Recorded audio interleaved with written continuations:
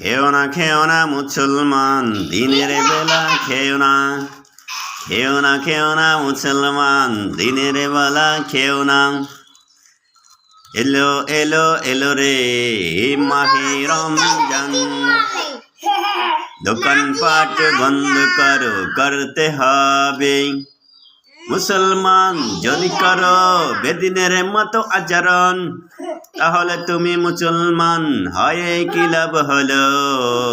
খেও না মুসলমান, রমজানেতে খেও না।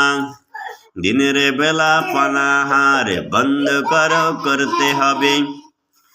রোজার মাস পেয়ে যদি তুমি করো না সিয়াম সাধনা, এই দিন হয়তো আর আসবে না। খেও না মুসলমান, রমজানেতে খেও না। বেদিনের মতো আচরণ করো না। দোকানে তুমি পর্দার নিচে খাও যখন তুমি, মুসলমান কেন হয়েছ? রোজা কেন রঙি রাখো না? খেও না মুসলমান, রমজানেতে খেও না।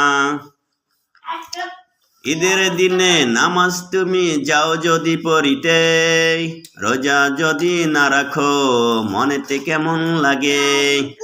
ওগো মুসলমান, তুমি করনি অভ্যাস, ছোটবেলাতে রোজা তুমি রাখনি কেন?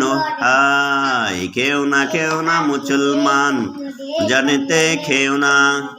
এই রোজার মাস পেয়েও যদি তুমি পাপ মোচন করিতে না পারো, তাহলে তুমি হতভাগা, কি জবাব দিবে কবুর কাছে?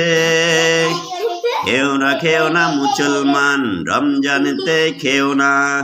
খেও না মুসলমান, রমজানেতে খেও না। রমজানেতে খেলে পরে তোমার রোগ বালাই তো যাবে না।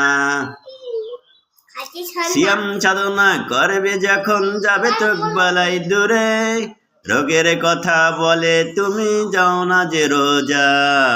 খেও না মুসলমান, রমজানেতে খেও না। রমজানেতে খেলে পরে হবে যে রোগ বালাই। একটি রোজা ভঙ্গ করলে 60টি রোজা রইতে হবে।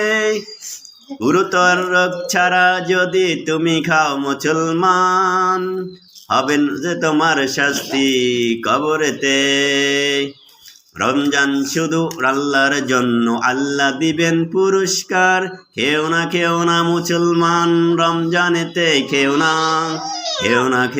মুসলমান, রমজানেতে খেও না। দোকানপাট বন্ধ করো, করতে যে হবে।